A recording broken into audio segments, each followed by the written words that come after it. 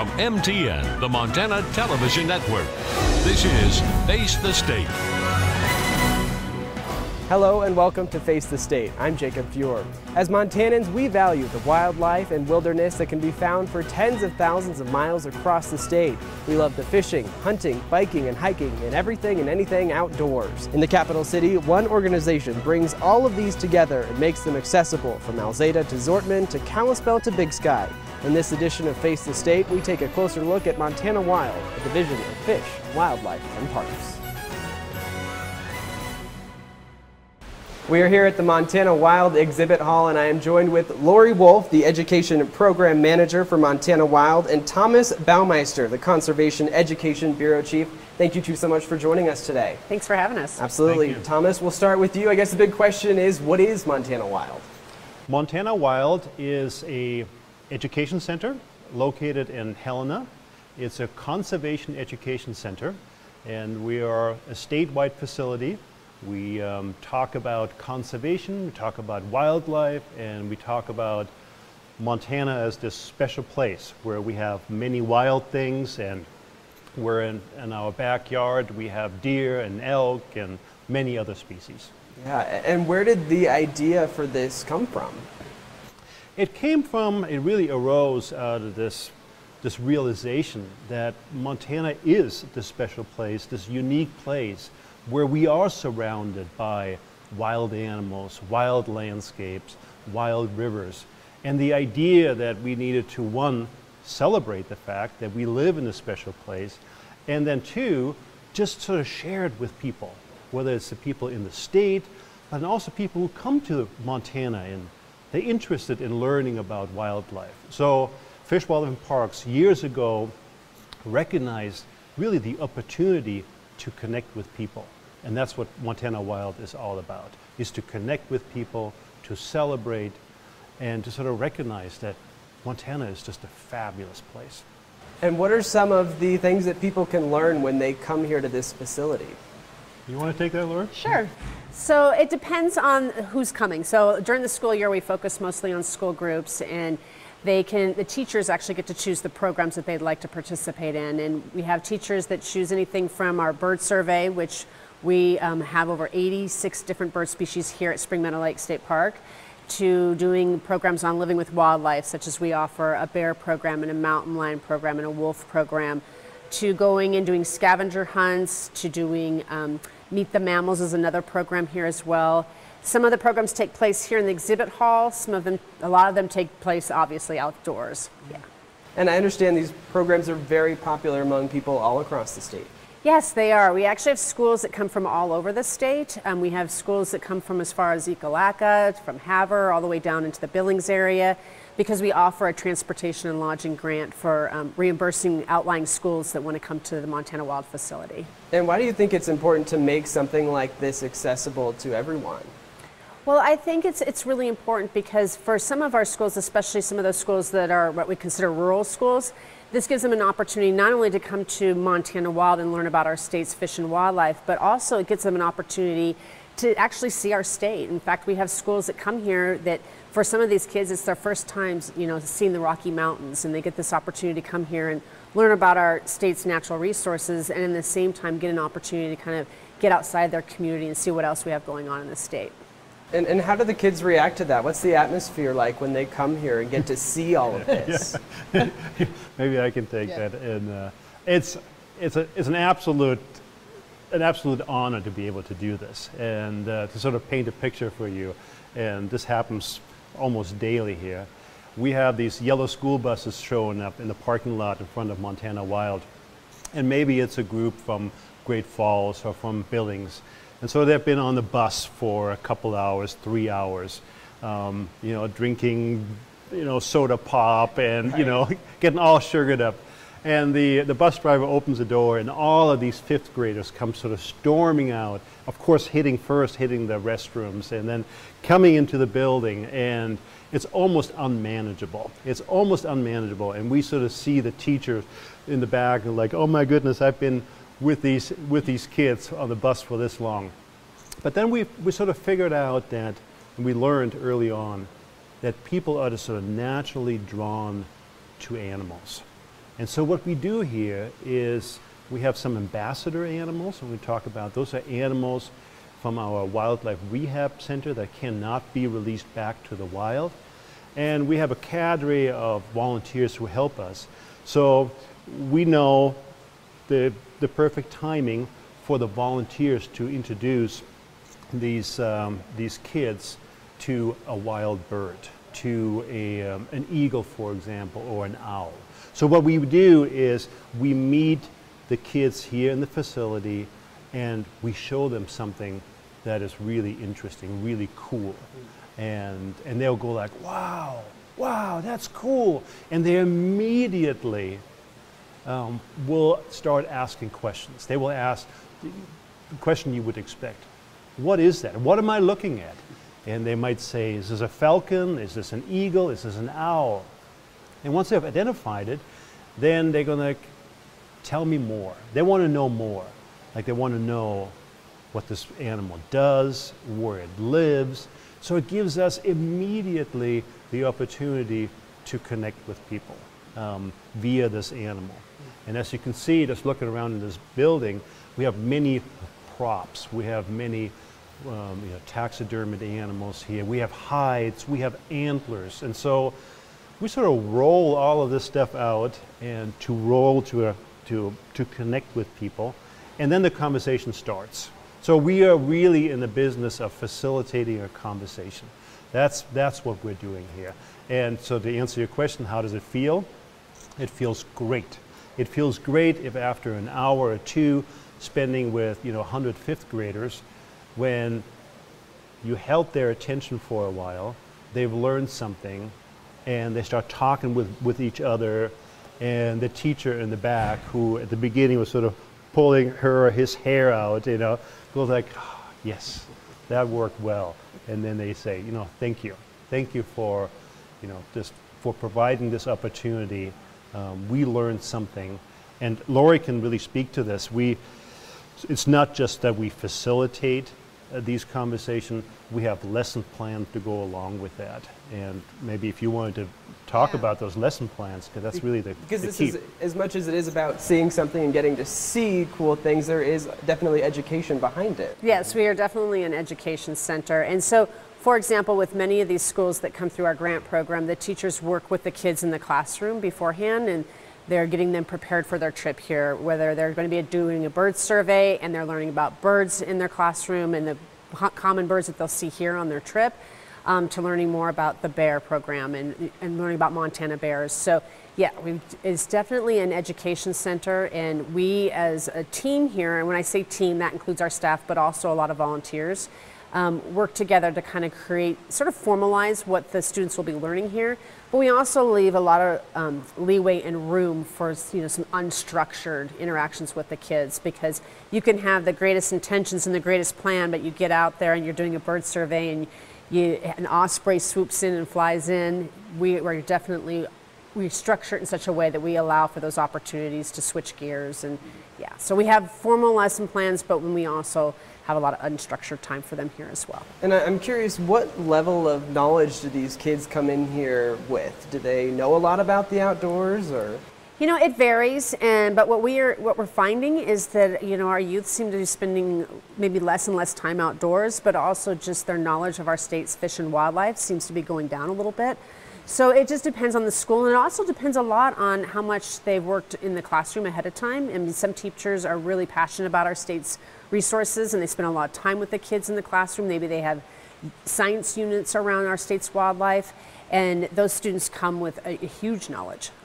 And so it just depends on the school, and it also depends on the teacher and what they're doing in the classroom ahead of time. Yeah, and I understand you have some programs too that educate teachers to help educate the students too, so they can learn. Yeah, so Montana Wild has sort of grown, and out of it has grown a few different programs. One is we are a part of the Office of Public Instruction's Learning Hub, and so that is it's actually an online opportunity for teachers, and they can either take a self-paced course or more of a modulated course. And so we offer lesson plans on there, and then we offer an opportunity for teachers to learn how to teach those lesson plans. And so we have one, for example, Gray Wolf of the Rockies. We have another one that's geared more towards It's Growing Up Wild, and it's geared more for pre-K through 3rd grade, and that gives them an opportunity to feel more comfortable in the classroom doing those sorts of activities and those sorts of lesson plans. And then we also have a program, Traveling Wild, where we go out to the different schools during the school year, and then during the summer we focus more on outdoor recreation, providing fishing clinics. And then lastly, just recently we just piloted a distance learning program, which was really exciting. And this last year we focused on sage grouse, and we received funding from the Montana Outdoor Legacy Foundation, and it was a pretty big success. I just got those numbers in, and we had over 500 students participate from 22 different schools. And that's an opportunity for those maybe students that maybe even they get to come here, but then to also just sort of dive even deeper into the curriculum. And that's been really good too as well. And going back to, you know, maybe kids aren't spending as much time outdoors, do you find that once that spark is kind of lit, that they do want to learn more? Yeah. In fact, that's exactly it, Jacob. What we're learning, or what we're seeing, is that increasingly, you know, fewer of even kids in Montana don't have those backyard experiences. And they sort of come here, they still have the interest, and still sort of inside, they still have sort of the outside is in them. I mean, they have that. So it's just almost like an awakening that we do, where we just simply expose them to some things, whether it's seeing a wild bird up close, or they were learning about something. So ours is sort of a sequence of things that we do. First is to simply have an experience. Have an experience.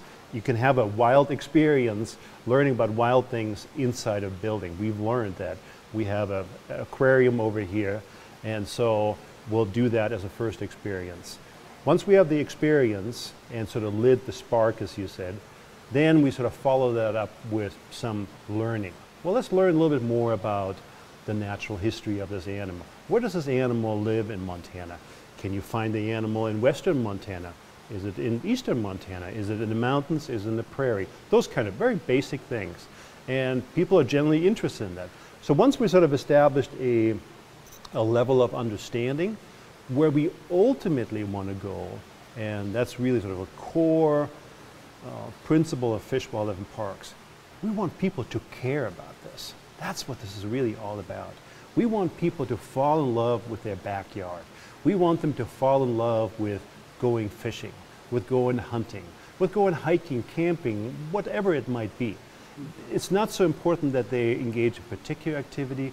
What is important, that they open up that patio door and step outside, and the rest will almost sort of take care of itself. And we want to see Fish, Wildlife, and Parks sort of help people, go outside and find their connection, make their connection, fall in love with their backyard and then with these larger landscapes.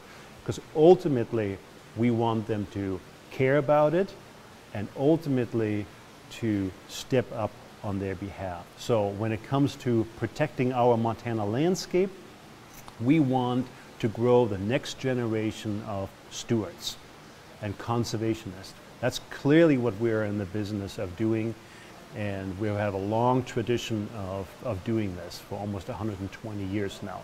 And just to kind of jump off what Thomas is saying, and to give you an example, we do have a lot of schools that come here and do a bird survey, and it was the first time the kids have really been out birding, and then they're so excited about it. By the time they leave here, they go back to their own communities and start doing their own bird surveys, and we've seen that quite a bit, actually. Yeah. And I don't just want to give the impression that it's for kids too, right? Because anyone can come here, and there are people who come here. Yeah, we do offer adult programs too. So in addition to during the school year focusing on school programs, also during the school year we offer a lot of evening programs, and some of them are geared towards adults as well. And it's not just us doing the programs or delivering the programs. We bring in a lot of outside speakers. We work a lot with other partner organizations, and they present for us as well. Or they may have their own series that they're trying to get out to the public, and they'll use our facility to do that as well. Yeah. In fact, when you look at conservation in Montana, the history of conservation, it's a history of collaboration, a history of partnership. So from the get-go, Fish, Wildlife, and Parks really wanted to create this place as a collaboration, as a partnership. So as Lori said, we make this facility available to what we call partner organizations that sort of connect and relate to our mission. Our mission is about conserving the state of fish and wildlife resources and providing opportunities. So if there's a fishing club, fishing organization, or a hunting organization, or a land trust, or other organizations, by all means, we make the facility available. They can use our auditorium, they use the exhibit hall. Oftentimes we are available to do educational, interpretive programs. So it's really nice to be able to provide this to all these fabulous organizations that have sort of brought us to this place where we are today. So like an example would be the Last Chance Audubon that was here this morning, and they did a Birding 101 program here, and we helped with the registration, and we provided volunteers, but it was Stephen Turner from the Last Chance Audubon that took them down to Spring Meadow to do a bird survey. Excellent. And in addition to obviously the education aspects and the conservation aspects, there's another big facility here with rehabilitation. Yeah. Yeah. In fact, that's how Montana Wild got started. We had, early on, about 20, 25 years ago, there was a growing interest by people in the state to ask in Fish, Wildlife, and Parks, look, we have these individual animals. You know, they're injured or they're orphaned. Would you be willing to care for them? And we had some individuals within the department that were very interested in doing that. And so out of that grew the demand and the interest to provide what we call wildlife rehabilitation of animals. And to be clear, Fish, Wildlife, and Parks is all about returning the animals to the wild. So we're not a zoo, we're not a place you can come and pet wild animals. In fact, our facility is sort of off limits to the public, and it's all about taking animals in. We don't take all species, we only take a select few, and then we care for them, and then we return them to the wild. So what we take primarily are black bears and raptors, hawks, falcons, owls. So what does that process look like? Is this a situation where maybe humans have somehow intervened in the wildlife and that means that they have to come to you then? How does all that work? To give an example, what happens quite frequently is black bear, for example. A sow, which is a female black bear, mother bear, has a couple cubs.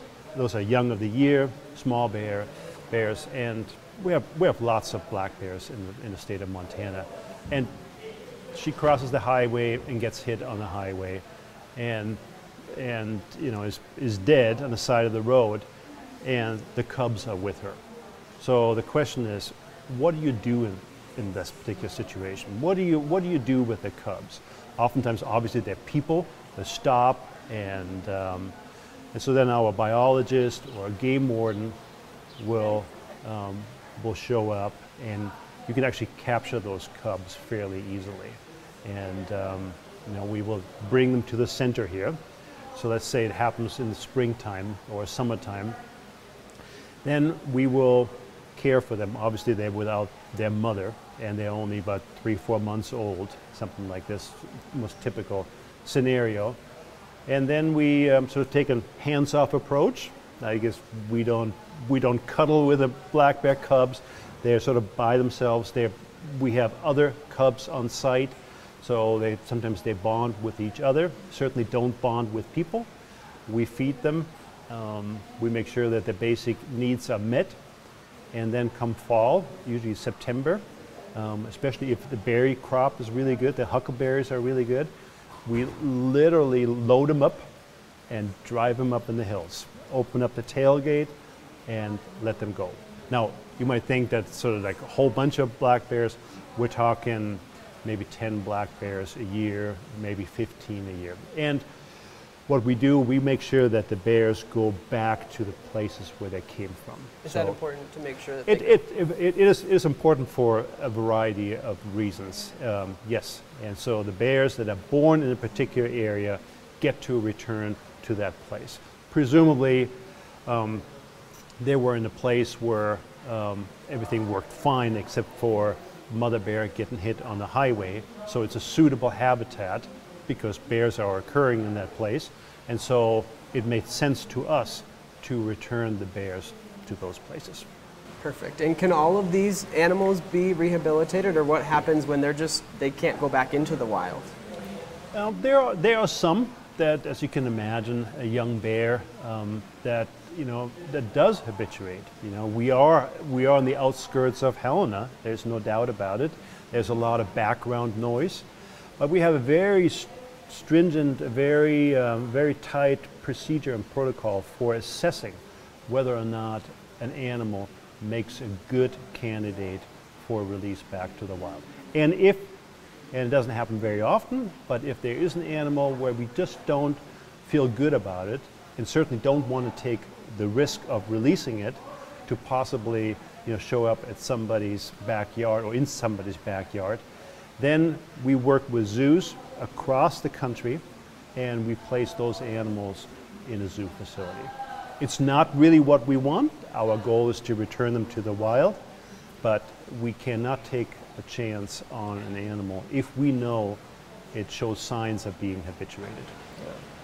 Let's talk a little bit about, we talked about it a little earlier, but the volunteer effort here is massive. I think we're talking about 50 volunteers each day. Yeah, it's at both centers. It's at the Rehabilitation Center as well as here at the Education Center. And we really could not do the work that we do without them. We have volunteers that help with leading school groups, to actually volunteering to give classes on bear safety, to helping cover up at the front desk, to working back in the Wildlife Center and working with direct animal care. And then there's some of the less glamorous volunteer positions, but they step right up, going back there and cleaning out cages and helping with our habitat garden. We have a habitat garden out back that if it wasn't for the Helena Garden Club, we would not have that. And so we have them coming here on the weekends and weeding. So we really, really rely on these volunteers, and we're just very grateful for what they do here. I've been volunteering here for almost 2 years. It'll be 2 years in August. My granddaughters introduced me to Montana Wild, and I thought it'd be a fun place to volunteer. At the time, I did not realize the rehab part of it was going on back here, and so I put in an application, and this is where I wound up being sent for orientation. And it was started learning, started following other people, started learning how to handle the birds that are here, finding out why they're here, helping in the treatment room, treating birds. The best part is being in on releasing birds back into the wild. Always had an interest in wildlife, but I knew nothing about birds. Had never zeroed in on birds in particular. And so this has been it's a great learning experience. Every day I'm learning here. Especially like the great horned owls. I was afraid of handling them by myself at first because they're very intimidating. They act like owls. They bite, they clack, they make sure that they're in charge. And yet they're so willing to cooperate. That's when you realize how smart they are. I just wish they could all be free. It's so great when we're able to rehabilitate any of the animals here and turn them back. The ones that cannot be released back into the wild make great ambassadors, though. They're great for teaching the public about raptors and how important they are, and what we need to do to look after them as human beings, how we need to be responsible about what we do. You see the live bird, you are interacting with a live bird, you get a sense of them as living things, not just things. They're very much individuals. Like we have 2 female great horned owls here, and their personalities couldn't be any different. They are just different as night and day, and even their behavior, the look in their eye is different. They're very much individuals, just like you and I. And learning that has been fascinating, absolutely fascinating. Their moms, dads, they go through babyhood, and they have to really work to survive, And not only do we have to look after them, we need to preserve their food chain and all of that. They respond, each bird responds differently to different people. Like some birds are more comfortable with me and not so much with somebody else, and vice versa, and I don't know why. I don't know why. It's just like you develop a relationship just like you would with another human being. I mean, all of the birds I can interact with here, but I can tell there's certain ones that are more okay with me. And that, like, and then that same bird there may be a bird that I'm just having a great time with, easy peasy, and the next day somebody might go into their mew to get them up and they'll turn their back on them. And they do sense where you're at. You really can't come in here and work if you're all uptight and stressed about something. You gotta let it go. You gotta let it go. And that way they're great therapists. I can be all stewed up about something and come in here and I have to let it go. And by the time I leave here, whatever I was all worked up about doesn't seem like such a big deal anymore. I mean, it sounds kind of corny, but it's something I look forward to every day. I can't spend enough time with them. Do you think that speaks to the appeal of wildlife, that so many people are willing to spend their time here and probably love spending their time here? Yeah, I think it's a combination of their love for wildlife and also, in some cases, their love for youth, or sometimes it's their love for, you know, helping wildlife, like back at the Wildlife Center, helping it have a second chance. We see that quite a bit too.